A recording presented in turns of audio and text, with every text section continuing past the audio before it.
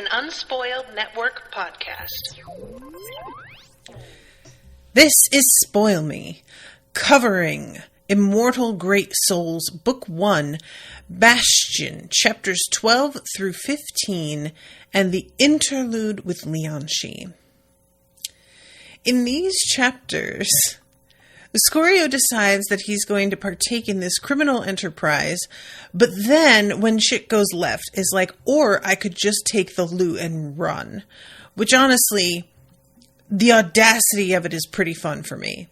I mean, it's a shame he already lost that shit, though. Welcome to Spoil Me.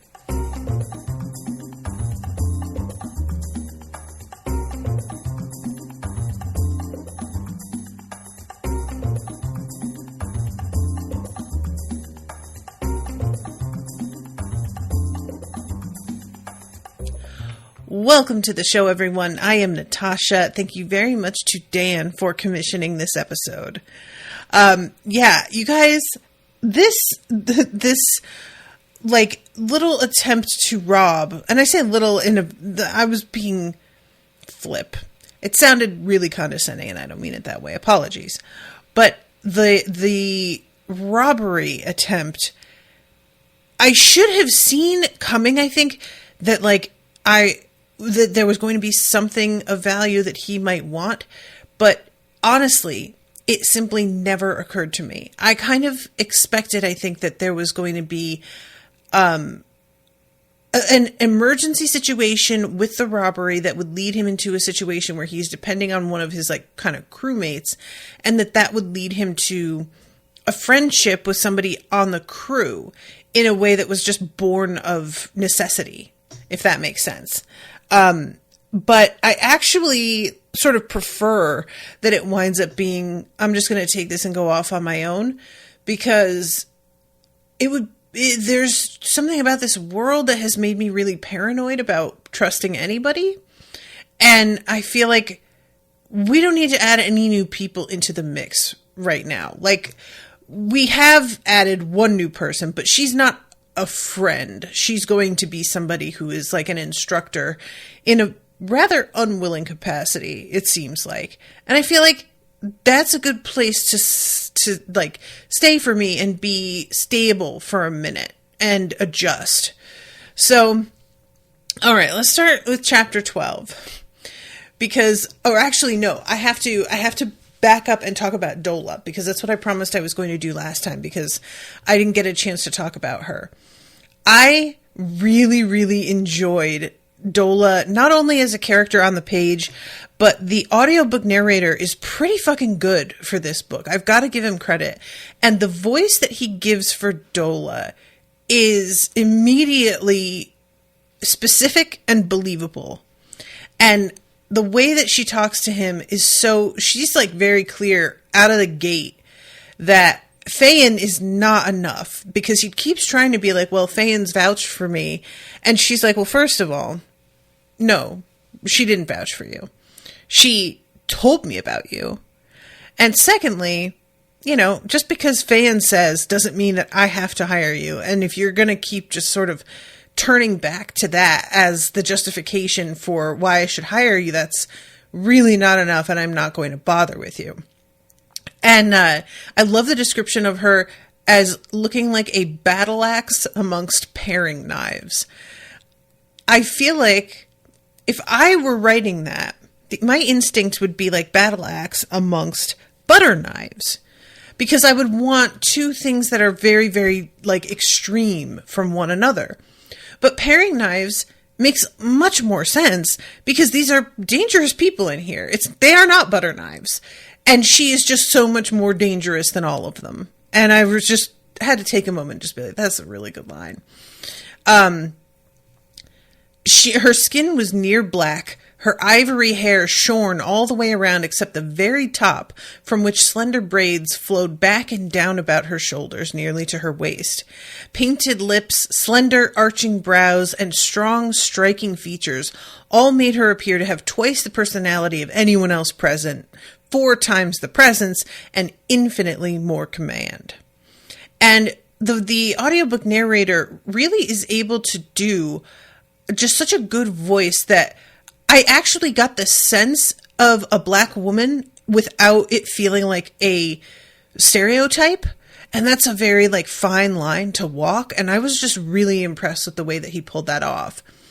And yeah, she just tries to be like, I'm strong, willing. I don't have loyalty to the great houses. And she's like, that's like half the people who come in here. And then he does the voucher for me. And she's like, she didn't though. She said you needed work and I respect her. And I gave you an opportunity to impress me, which you've yet to do. And he says, I bet you've already made up your mind. If you're not going to offer me the job, let's end this. And she says, oh, ultimatums, a curious interview strategy. And he replies, look, she got you curious. You can tell that I'm not an idiot. And if you've already decided that despite that, I'm not what you're looking for, I'll just go. I see your approach. Old robe, cheap sandals, looking like you rolled in a coal pit before you got dressed. You've got nothing and nothing more to offer, so you hold hostage the one thing you do have, your own desire to work. Retreating from me to make me curious, provoking me into giving chase. And, asked Scorio, is it working? She let out a bark of laughter. It's not working. And I really did like that. So he answers about, excuse me, not having family, not having debts, not having addictions, all of this. And she looks at his hands and notes that there is nothing like to indicate that he is used to actual hard work. And she asks him some questions and says, would you be willing to kill a child to get the job done?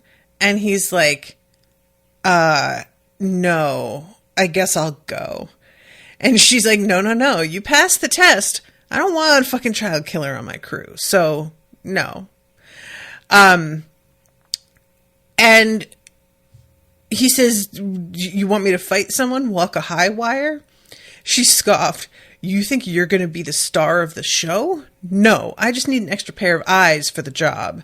And I do really like that because there is a sort of tendency in fiction for the main character to be really, really treated like a main character by everyone around them. And I totally understand the impulse to do that. And at times that is appropriate. But sometimes it can just feel like that doesn't feel like the sort of thing that a person who's just met them would want from them or expect or trust them with, you know? So then she starts to like accuse him of potentially, maybe you are a plant, because if you've got no addictions, you don't have anything about your person that indicates you do hard work. You speak very well and you're sharp. All of this sort of adds up to somebody who's like maybe being sent in here and doesn't fit the profile. So I don't know about all of this. And this is when he says, what'll it take to convince you? And she says, that's on you. You're running out of time. And the crowd starts to close in on him. And when he tries to do, if I were an agent, I'd have come in here with a better cover story. And she's like, well, maybe, or you're lazy or just arrogant. And that's the thing. Arrogance, I think, is what I always like forget about. And this is something that comes up on a lot of Snapped episodes as well. I listen to Snapped, Women Who Kill, the podcast. And I've actually started doing some TikToks about some of these murderers because I keep being surprised at the fact that people will literally just tell someone that they committed a murder and think that that person's not going to tell on them. Or they will do something that they just think nobody is going to put two and two together. And I, as somebody with anxiety, would really like plan out my murders from start to finish in excruciating detail and be like paranoid about details that I'm sure nobody would ever notice, simply because that's the kind of anxiety that I have. But a lot of people really believe that everyone around them is a fucking moron. And they do dumb shit. and truly do not expect anybody to ask any questions or notice that some shit is like not making sense. And I always am just like, why didn't they just do blank, blank, blank? They could have covered that up. And then I realized, oh, it's because they just have contempt for everyone around them, which is what makes them a murderer. Like, that's really what it comes down to, is you have contempt for human life, right? So this moment of her just being like, or you're just really arrogant. I was like, yeah, that's like a factor so much more often than I really consider. I think of it as stupidity, but arrogance is a type of stupidity, I guess. So he pulls out his bar of metal. He does the thing where he like holds it in the air, and he reaches out for the magic in the air, which I feel like there's a point at which it's called mana later on. And I can't help but wonder sometimes, guys, why we've all just decided that mana is going to be the word that because like so many like properties, it's just sort of become the default word. And we could come up with our own words, and we don't, and to a degree, I don't even think we have to. It's not really a criticism. I just think it's sort of fascinating the way it's just we've just decided that this is going to be our standard. So he releases it, and it's suspended in midair. He says, and then here's a little bridge. And he pulls it out, and he just lets it expand in this fucking bar. And fucks all of these people up, because it basically breaks through like the ceiling and crushes some tables. And there are people who's like have been injured, broken limbs, shit like that. I mean, sir, I really don't understand why you had to pull everybody into your shit. I get that you were being like, they were closing in on you, so I understand seeing them as a threat in a general sense, but it felt like they were going to follow her orders, and he could have just like, I don't know. I guess I don't have a better alternative for him. It just felt shitty. Like, not everybody in that bar has to be on her crew as part of this, right? Some people, maybe they're just out here for a drink. Maybe they just wanted a drink, and they just now have a broken leg because some fuckhead with a fucking magic bridge decided to expand that shit inside. Like, there was a part of me that very much wanted to have somebody start some shit with him and be like, why the fuck would you do that? But when she says, so you're a great soul, he says, kind of. And I did like that as a response. So finally, they get into more of a serious conversation. And she's like, would you be interested in selling that stuff? And he's like, absolutely not. The only thing that I've got going for me are these like two little things.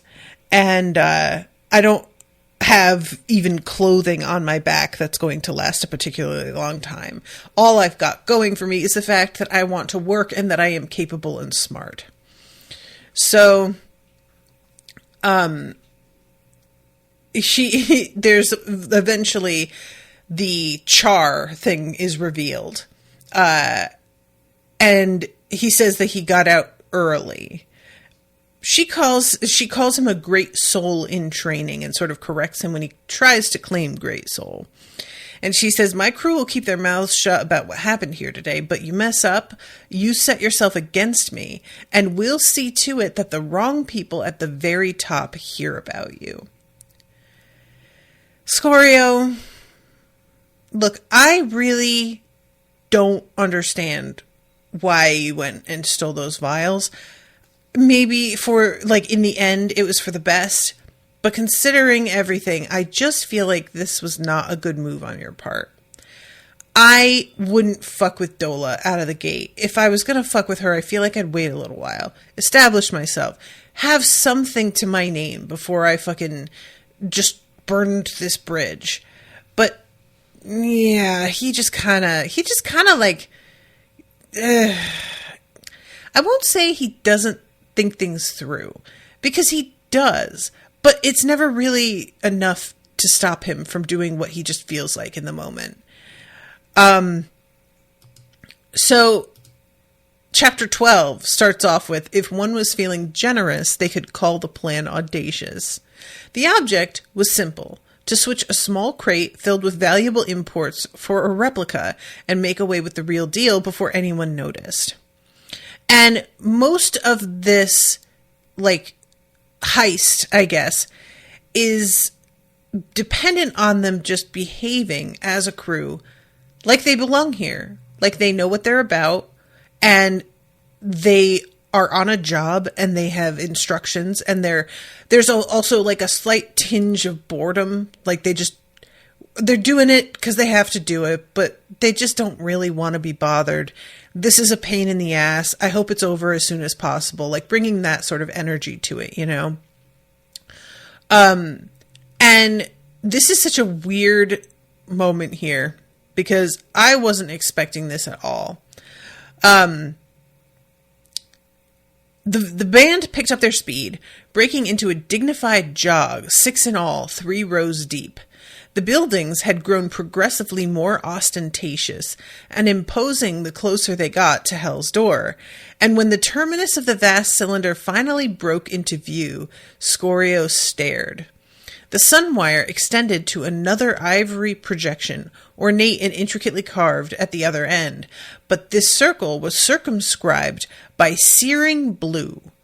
For a moment, Scorio thought he was staring at huge panels of glowing sunfire, but then he realized they were holes, massive gaps that looked out into hell, to a cerulean blue sky, across which floated wisps of white cloud.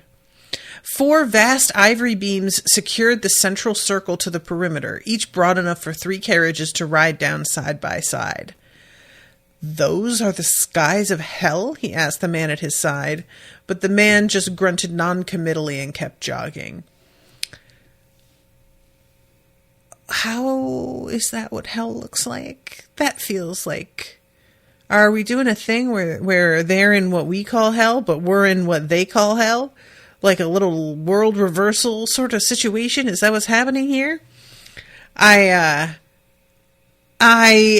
think that I've been assuming the wire in the sky was across a sky that was blue, but tinged with whatever the color of the wire is at that time. I don't think I took it quite literally, the color the sky is described as. Do you know what I'm saying? Like when I say that outside the sky had turned a strange yellow, that's a yellow that's happening because of weather events combining across a blue sky that is just being covered by clouds at the moment, and a weird effect of the light. Then that can happen like before tornadoes and stuff. I think that's the way that I've been imagining it, and now I'm like, oh, maybe it was a lot simpler than the way I interpreted it. So this whole... I'm not going to get into the lead up to the heist itself too much. I'm just going to get to the point where he gets close to this crate and there's a sense of whatever it is in there, Scorio just feels drawn to it and he doesn't really know why. Skarks tells him, "Watch for the factotum." Skarks hissed at Scorio and marched up to the guards overseeing the priority area, saluted, and without asking, moved to retrieve the crate. Scorio scanned the crowd for the official, the one man who'd cry foul if he spotted them taking hold of the crate. Chimera greens, he'd been told, with a green sash across his chest. He wasn't in sight. The trick, Skarks had explained, is to try and steal something valuable, but not too valuable. Something worth the effort, but not so important as to be truly guarded. So they get the box and they get the crate, pop it open, pull the box, and then put the replica back in there. The foreman lifted the carrying poles to their shoulders and began marching out of the loading bay down the broad ramp to the yard below. So things seem to be going pretty steadily here. And then they got as far as the security fence around the foot of the loading bay when someone shouted the alarm. And at this point, Skarks is like, do a little trot. Don't sprint until I tell you. And definitely don't like look back over your shoulder, because that's just immediately you look more suspicious if you're looking around like, oh God. I love those men. Stop those men. All right, called out Skarks. Let's try that sprint. They barreled forward, but Scorio knew they were done for. The crowd scattered before them, alarmed and confused by their uniforms, but the guards at the main gate were turning to look, faces closing in anger, and there were far too many of them to simply shove their way through. So, these men are closing in on them. And it says Scorio's second job was to buy the team time if this worst case scenario took place. How he was then supposed to get out after hadn't been specified. So yeah, he's very much just fodder here, right? And that's what he comes to this conclusion a little bit later. So the box crashes to the ground. And he's looking around thinking like, maybe I could tackle the guards and I could do something, but I definitely get got. And then he sees that the crate has opened and there is a black velvet purse inside in straw. It says it wasn't the sight of it that hit him like a punch to the chest. It was the blast of desire and hunger that rose within him, a need to possess the pouch, an avarice he didn't understand. Scorio grabbed it, heard Skarks scream, then threw himself into a backward roll just as a blade slashed down where he'd been a second ago. I'm assuming that was Skarks coming at him and not a guard at that point, but he begins to sprint off, and they continue to pursue him for a little bit longer than he is expecting. He really thought that it was going to, if he managed to lead them on enough of a chase, that they would sort of give it up. And I guess this stuff is valuable enough. I'm also curious whether or not there was somebody that was on the premises who had the same sense of whatever is in these vials that was able to tell that the box, because it's certainly possible that they just took the shipment and they opened it on their end and found out that it was empty and were like, what the fuck? But it's also possible that somebody with whatever abilities was able to sense, I'm not getting the vibe off the box anymore. Hold on, we've just been screwed, And I am a little bit curious how common this is. And I have to think it's not really. I'm assuming they just opened it and noticed it was gone, because of the reaction that people tend to have to what Scorio can do, even his sort of low level tricks. I feel like it's not likely, but so he uses the bridge, and he I love this. Up he ran, half climbing, black velvet purse in hand, then leaped off the bridge onto the top of the wall.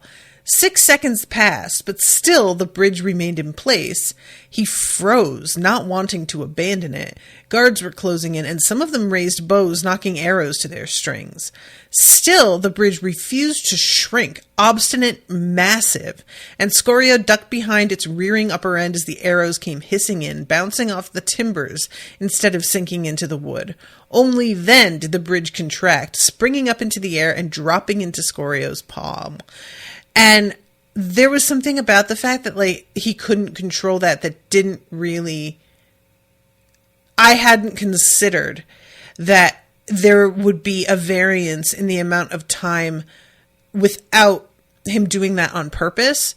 And clearly whatever's going on here with the mana and his own intent is affecting things accidentally.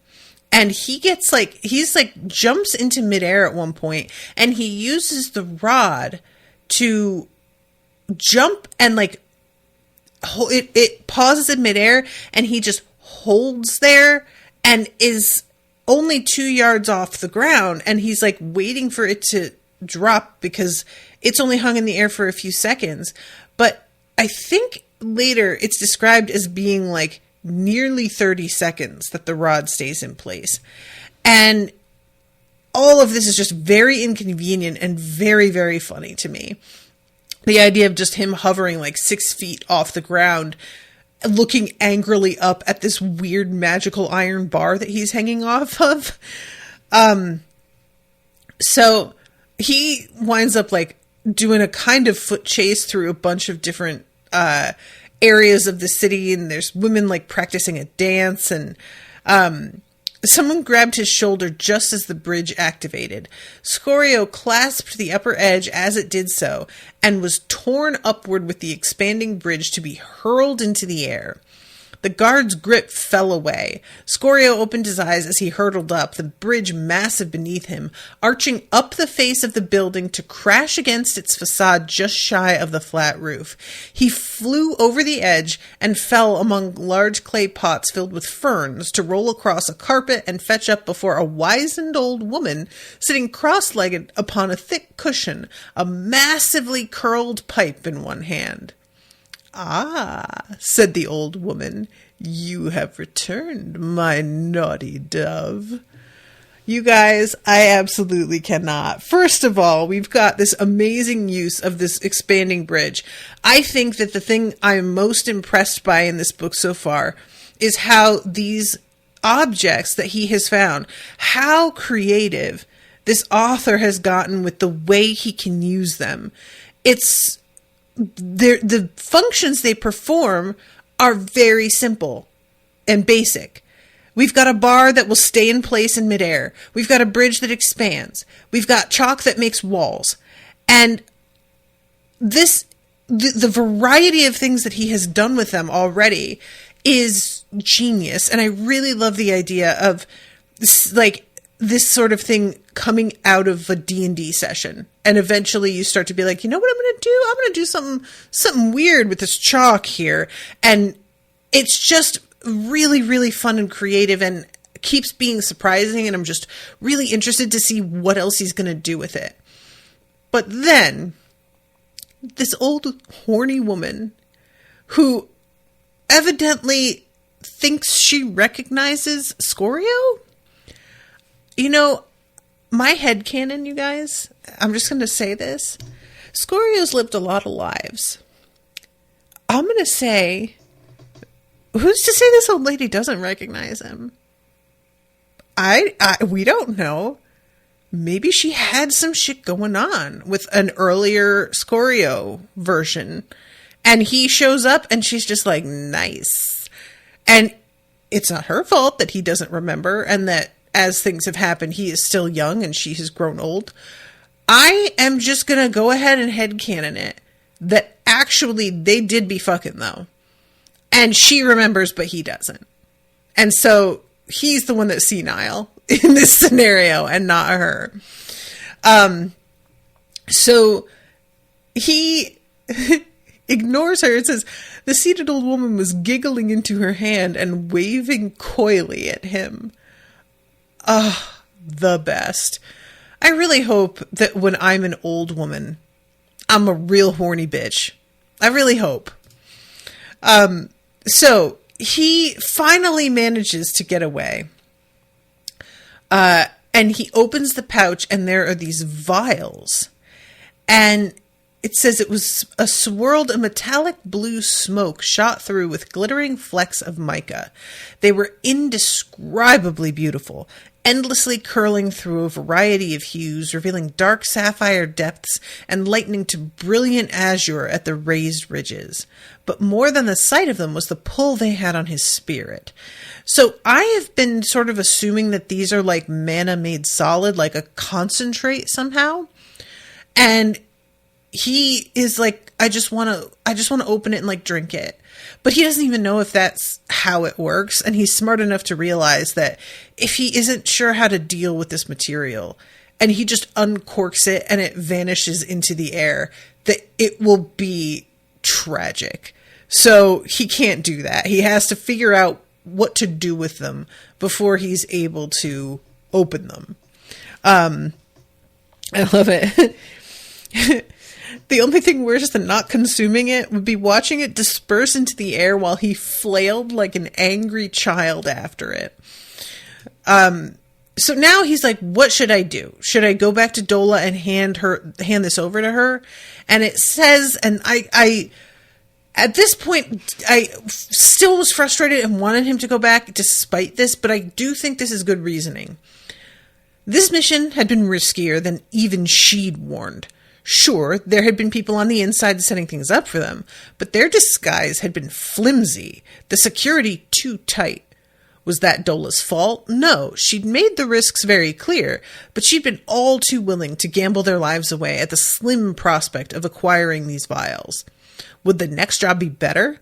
Dola would never stop trying to profit off his abilities. She'd ride his successes till he died. And a part of me was kind of like, that's what you signed up for, though. You know what I mean? Like, yeah, your complaints here are valid, but I thought you knew that already. Of course she's going to try and profit off your abilities. That's the point of you. That's the only advantage you had to offer, as you said.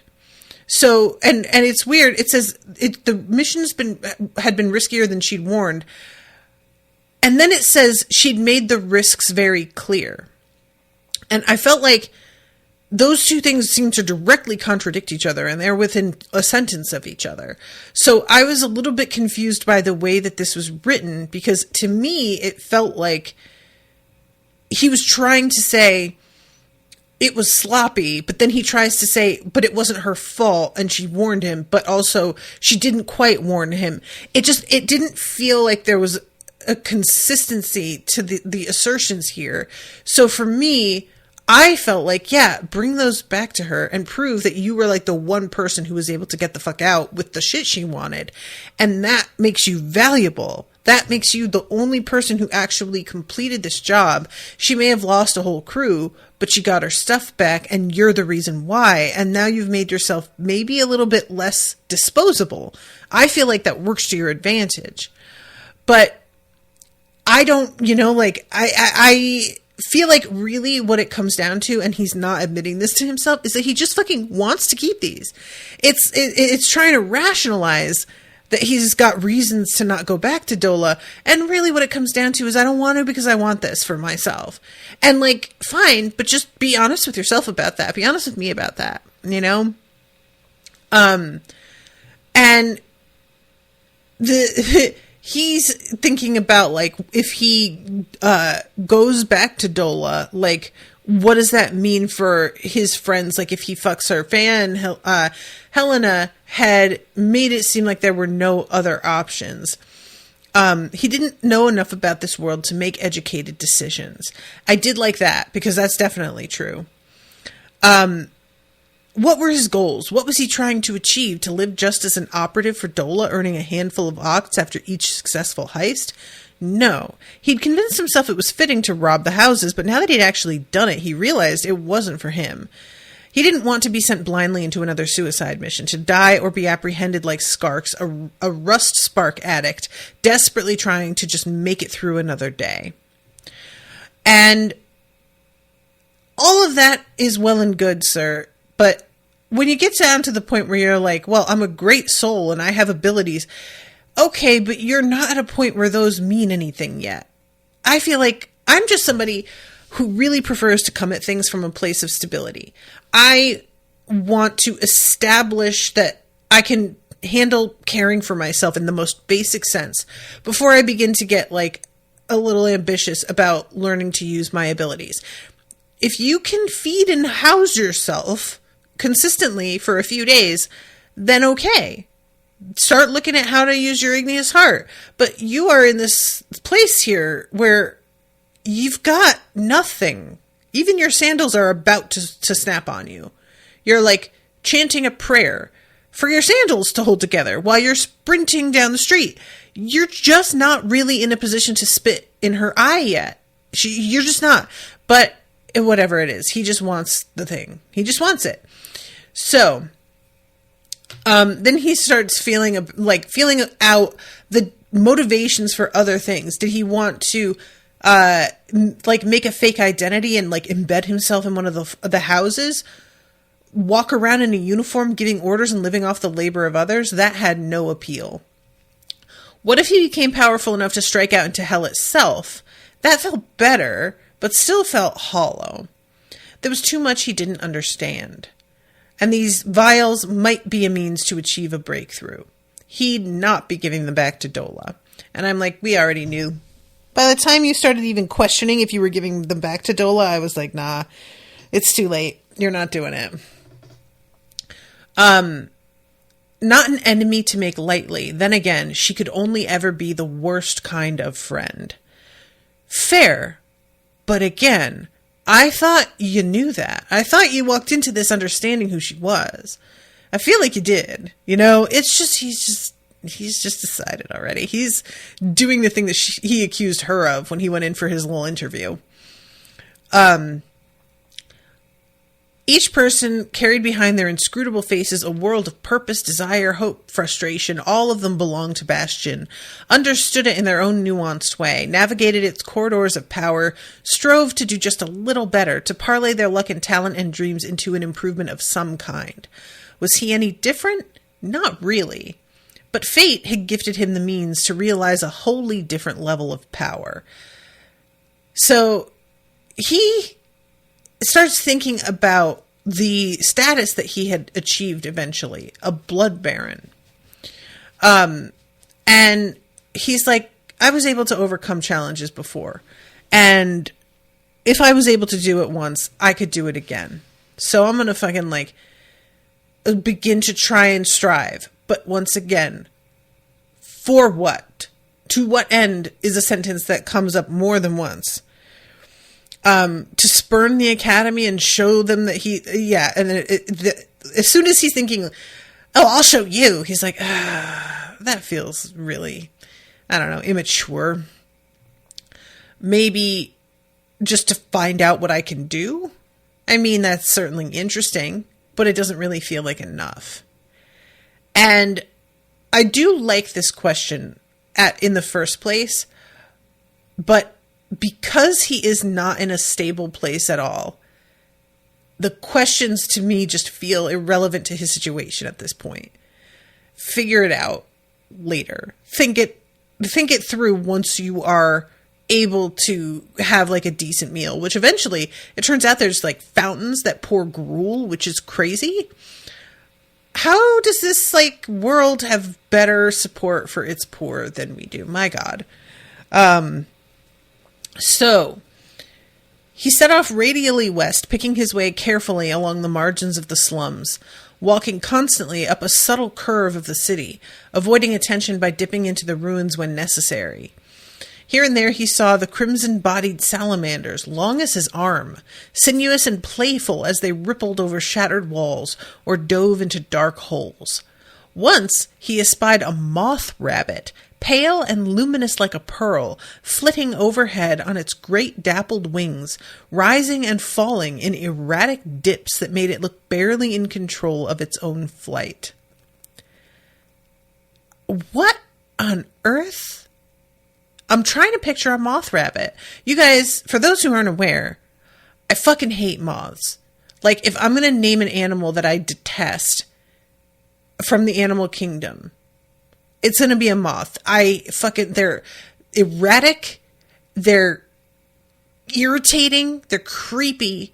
They get stuck in my hair, they flitter towards my face and have like hit me on the lips so that they almost were in my mouth. And this has happened multiple times. I fucking hate moths. However, you take the creepy body of a moth and replace it with a fuzzy bunny. I just don't know how I'm supposed to not love that. Like, that's adorable. I can't feel any other way about it, especially considering a lot of moths, like, when you see what they look like, they actually do have a furry look to them, and their antennae, because they are pollinators, can look almost like rabbit ears because they are covered with so much fuzz and fur. So that's almost like this author was like, moths they're almost cute sometimes. What if I just made them actually cute? And I wish to God that that's what moths were really like, because maybe I wouldn't hate them so much.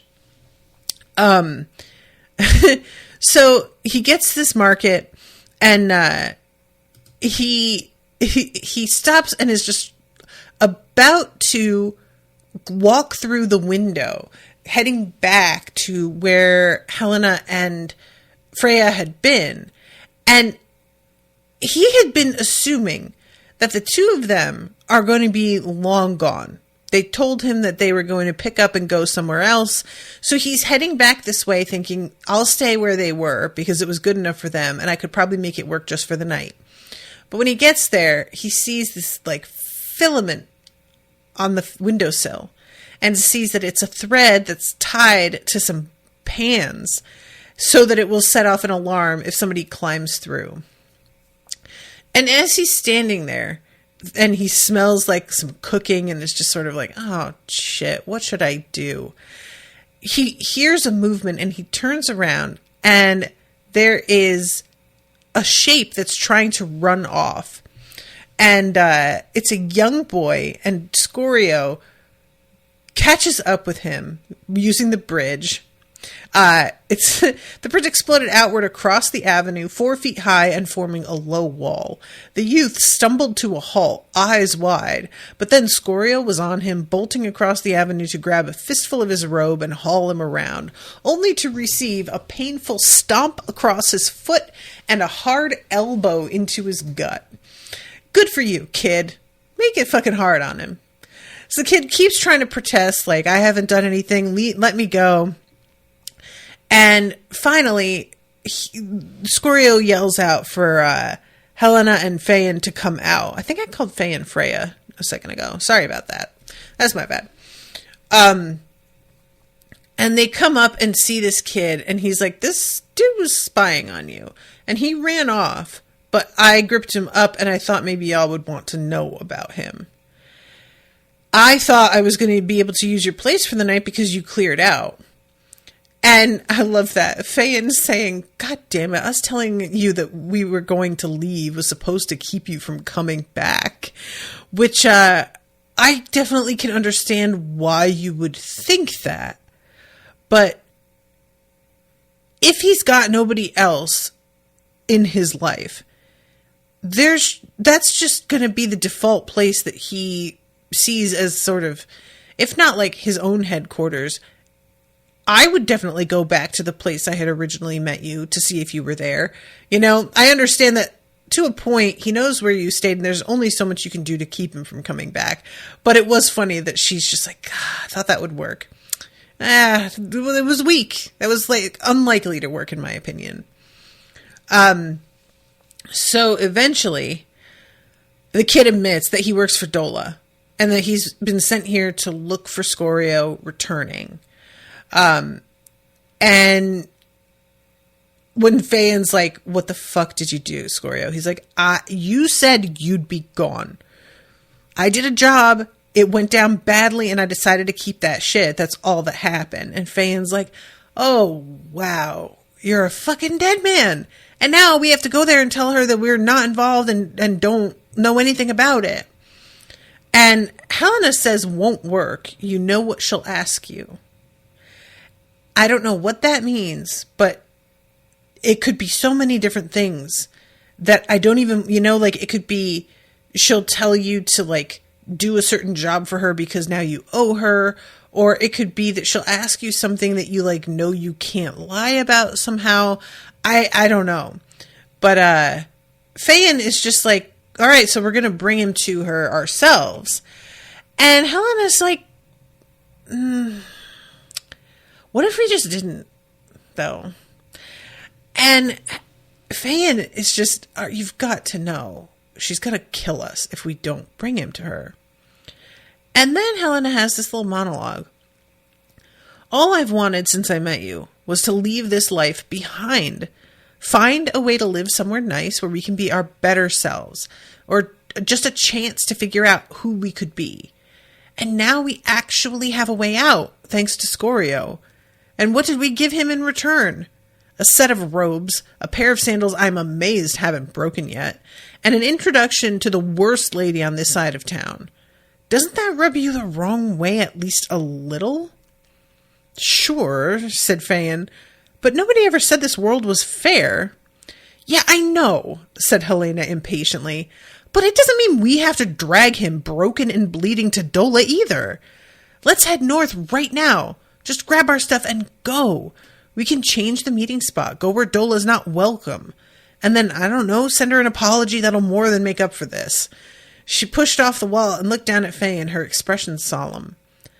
I don't want our last memory of this old life to be throwing the man who helped us to the wolves. And Faye agrees, but it's very clear. She's doing it because she cares about Helena. I'm thinking that the two of them are like romantically involved. And she respects Helena and her optimism and her attempt to be better, and is wanting to be that person, and really has to make herself choose differently than usual. Which, I mean, whomst among us cannot relate to really consciously making different choices than the ones we usually make? It is hard, man. Even when we know the choices that we usually make are bad for us, that they don't serve us, the comfort that comes from doing the thing you usually do is really difficult to overcome. And there's a certainty in what will happen as a result of doing the thing you've always done, that even if that certainty is based in, a bad thing will happen, it's at least still certain, versus doing something different and it being a bit of a wild card. What's going to happen then if I don't do the thing the usual way? And while that opens up more possibility and opportunity and is ultimately a good thing, it feels scary and unpredictable and is really hard to sit with. So I really felt for Faye in here, and the way that she's just like, there's a fucking smart thing to do here. And maybe the smart thing is what has gotten you to a place in your life where you've been really unhappy, because the smart thing is also like the kind of selfish and cynical thing. And is that how you just want to be? How do you stop being that? So Helena says to him, looks like you're off the hook. I owe you one. Probably, yeah. Or maybe we're about even. Dola won't let you go, said Faye in tone grim once more. She'll hunt you down wherever you go. She can't afford not to. There's got to be some place her influence doesn't reach, said Scorio. Sure, lots of places, but you can't go into them either. Then, fine, I'll stay in the ruins. Go deeper even, till I figure things out. And Helena's like, so are you going to brush up on your abilities? I guess that's the best thing that you can do, probably. And it's rough out there. The gruel and water fountains are non-operational. Fiends come up from below when it gets dark. You'll need to find yourself a safe room you can defend. And avoid the area around the really tall tower, said Helena. That's Nightmare Lady territory. You'll know it when you see it. Nightmare Lady? Bad news. Don't know if she's a fiend or what, but yeah, just take my word for it. Steer clear. And they let the little boy go, but not until making sure that he has a solid story that he can tell Dola, which is actually really close to the truth. And it's basically that he tried to meet up with these two. They told him to get lost. And that's not that far off. So he sort of rehearses his story and then is let go. So Scorio wishes the two of them luck. And the way that this was written, get out of here. Walk slow. Think it over. The boy climbed to his feet and backed away warily. All right. Thank you. And then he turned and ran off into the gloom. And you. Fayen raised her chin at him. We're not friends. We don't like you. I kind of like him, said Helena. Helena, stop undermining the message. So he turns and goes the opposite way. Scorio fought off a sense of bleak disappointment. Had he thought Helena and Phaon might become actual friends? He should have known better.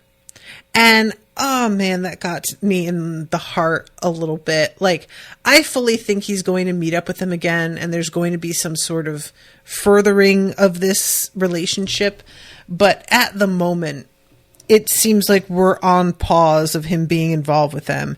And the idea that he had, like, kind of harbored this hope that maybe I could be part of the team makes a lot of sense. Who else has he got? And just feeling, like, lonely now. Ugh, man. He thinks of Leonis and Leonshi, wondering, like, what they're doing and hoping that they're safe and working on their powers and stuff. So the next few weeks were spent in a state of constant hunger and paranoia. Scorio found himself a wretched home on the 4th story of a half-collapsed building deep in the ruin zone, the streets blasted out and cracked, the chasm depths showing a fiery red and wafting up eerie heat that caused the air to shimmer.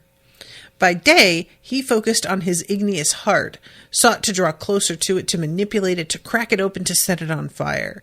It defied his every attempt. He worked on the sooty black clouds that had returned, and which he began to associate with the ruins, sought to become more adept at manipulating them, swirling them about his heart, envisioning a huge paddle with which he strained against their black mass. It was hard work and ultimately dispiriting. For no matter how hard he strained, he felt little improvement. The breakthroughs he'd enjoyed in the depths of the earth were what he enjoyed now. And despite ceaselessly working at triggering his treasures, here in the ruins, he was barely able to make them last longer than the original 6 seconds. So, yeah, eventually, it says he toiled till he could bear it no longer, and then would leap up to climb to the broken roof and lie on his back, gazing up at the distant ruins. Learned to avoid the blocks to his left where an elongated 6-legged panther with eyes that burned the deepest amethyst prowled the ruins. Discovered numerous vents that allowed him access to the underworld, but which he shunned for fear of never returning. Twice he returned to Bastion proper, as he'd come to think of the civilized 2/3 of the city, and hunted for food, not daring to enter in conversation with anyone or even to beg.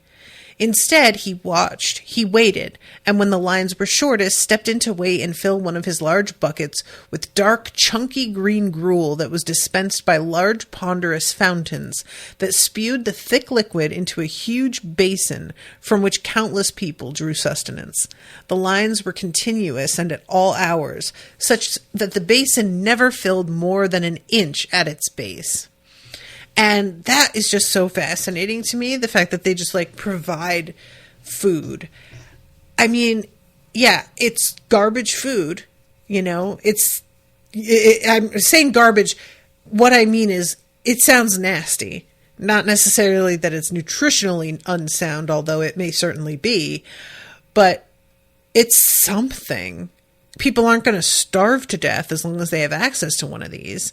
And that's a real fucking step up for even the United States, considering that children are being penalized for their parents not being able to pay for their, like, school breakfast by having meals withheld from them. And kids are having to do fundraisers selling fucking Pokemon cards in order to pay off their friends' lunch debts. So since that's the world we live in, this is sounding pretty good. Sorry, Dan has all these comments, and I don't know how I missed these.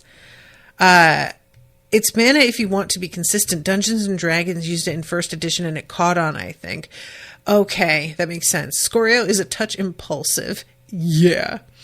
I knew you were going to say that about the gruel fountains. It's true, too. Yeah. Green tap gruel just hits the spot. Yeah, what I'm imagining is, like, it's some sort of oatmeal that's mixed with, like, supplements of some kind, and that's what makes it green. Like, there are all kinds of powdered vegetable supplements that you can mix with water to have sort of a weird instant vegetable juice or, like, smoothie. So that was sort of what I was picturing here, but I also can't help but go to Soylent Green as people. So there was a part of me that was a little bit like, I hope that this doesn't turn out to, be like the pureed remains of the dead or something grim like that. I feel like it's not described as being meat-like, but I don't know if Soylent Green was meant to be either. So he is sort of spinning his wheels here, and he gives himself 15 days and is not really seeing the progress that he was hoping for. He also explores the ruins throughout this time, and a small chamber in a random home in which a wooden cradle had survived the years, the wood sere and pale. He'd considered breaking it up for kindling, but some vague sense of pity stayed his hand. And I appreciate that on the one hand, but on the other, I was just like, that's not doing anybody any good, sir. Just burn it. Do yourself some good. Nobody cares about this crib anymore. And one night, as he lay in his room, a vial of swirling blue in his hand, he had a visitor. And it's dark, and then all of a sudden, somebody is there. Fear slid into his chest like a clear razor-sharp blade. A woman, possibly. A massive skeletal tail floated about her, looking to be made of ebon vertebrae, its tip ending in a foot-long triangular blade. She was tall, but stood hunched over as if ready to leap. In the darkness, it was hard to make out what was wrong with her head, but it appeared elongated, perhaps horned, her eyes burning with a noxious inner green light. Her legs were reverse-jointed like those of a wolf, and black hair hung in long, greasy locks about her hidden visage. This is interesting. I'm just realizing her legs were reverse-jointed like those of a wolf. I could swear in the audiobook that he says lion, and I wonder why that's different. I really could swear it, and I may be wrong, and now I kind of want to go back and check. It's not necessarily important, but I do find it fascinating why, like, the implications of changing that, if he did change it. And she just says, "Who are you?" Her voice was shockingly normal, that of a young woman. Harsh, perhaps from disuse, accusing, and stern. "What are you doing here?" "Scorio, I'm not doing anything, just hiding." "Wait, who are you?" And she just says, "That vial, give it to me. Give it to me and I won't cut you to bloody ribbons. It's mine.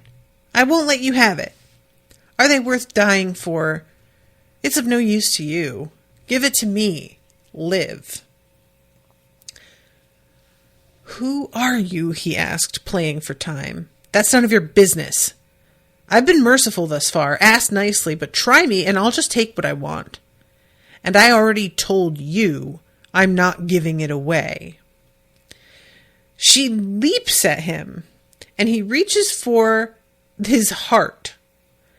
And there's nothing. It says, reach for the turgid black smoke, but there was none in the air.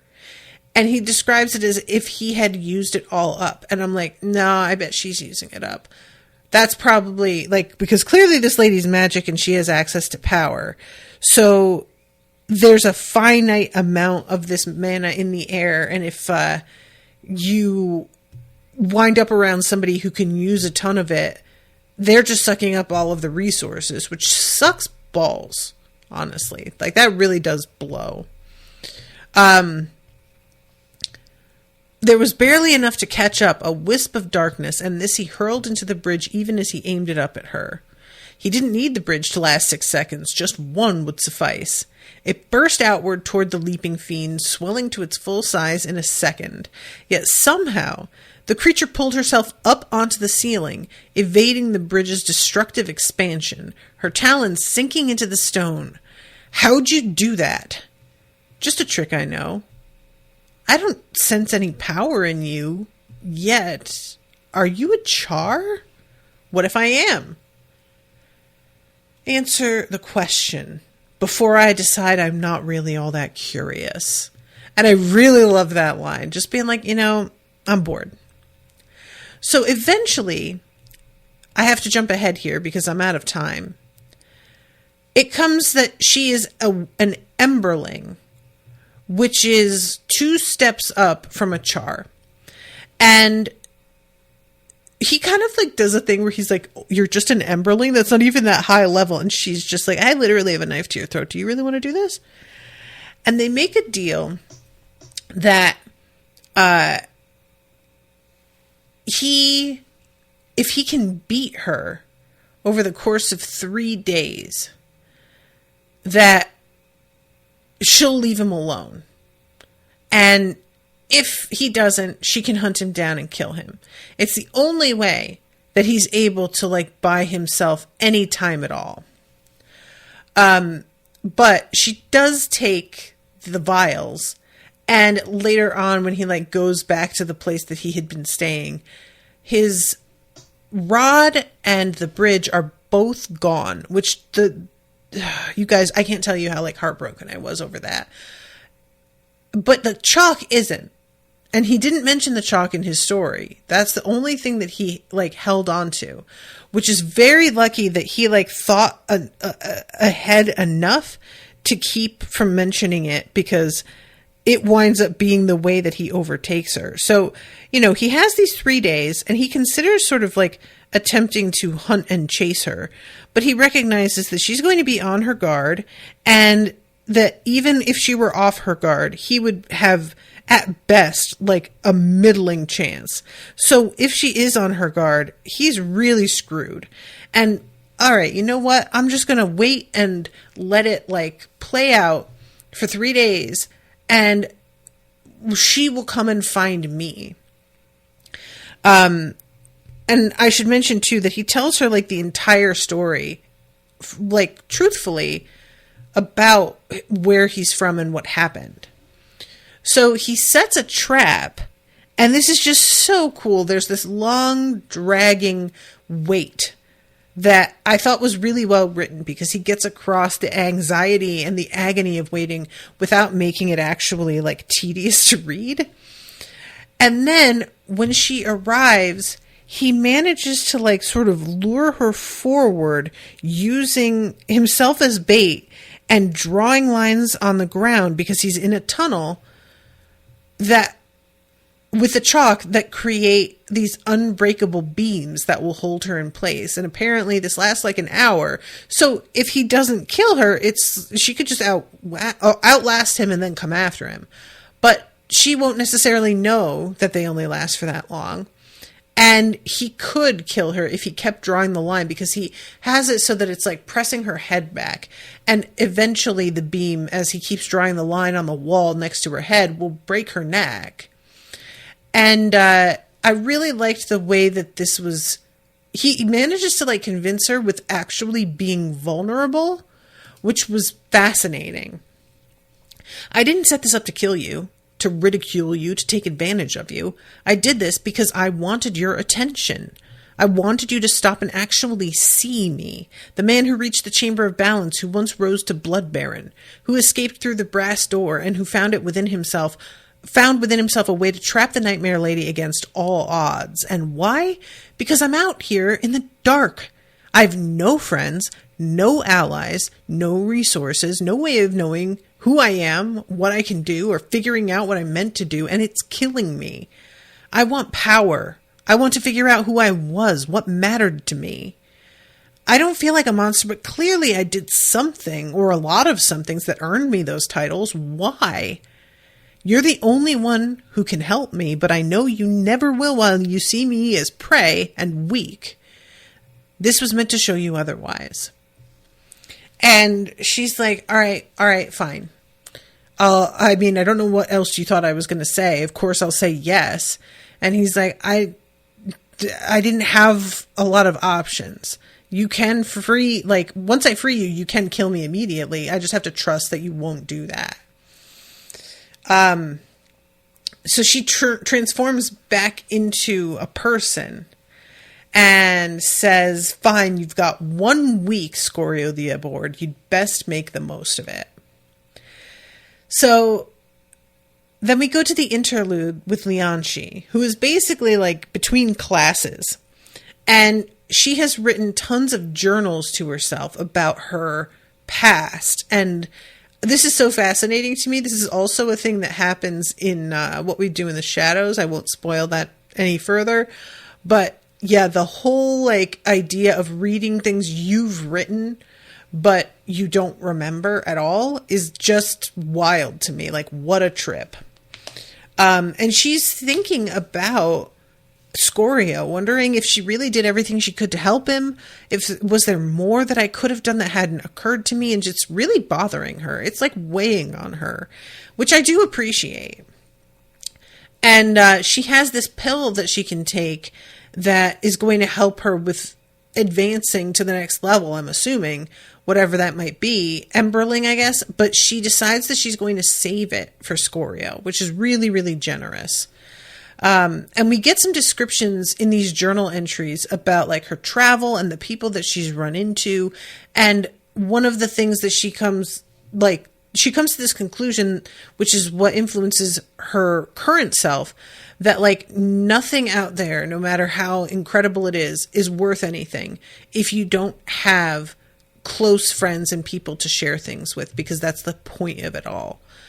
And it's really her kind of trying to take the wisdom of another version of herself, which is really like, what an advantage. Can you imagine as a kid growing up, as a teenager, journals from your older self that you wrote to yourself? I mean, wow, it might change everything. It really might. So she holds on to the pill and heads off to her next class. And she's just like, I know I'm going to see Scorio again, so I'm just going to hold on to this. So that's the end of the section. I'm over time here, so I really have to wrap up. But yeah, I really, really like these chapters. I'm really growing, like, impressed with Scorio as a character in the magic system, while the magic, like, the system itself seems fairly straightforward. These objects are just really interesting and cool. So looking forward to Scorio learning some shit, hopefully. All right. Thank you, Dan, so much for commissioning this. And thank you all for listening. Until next time, toodaloo, motherfuckers.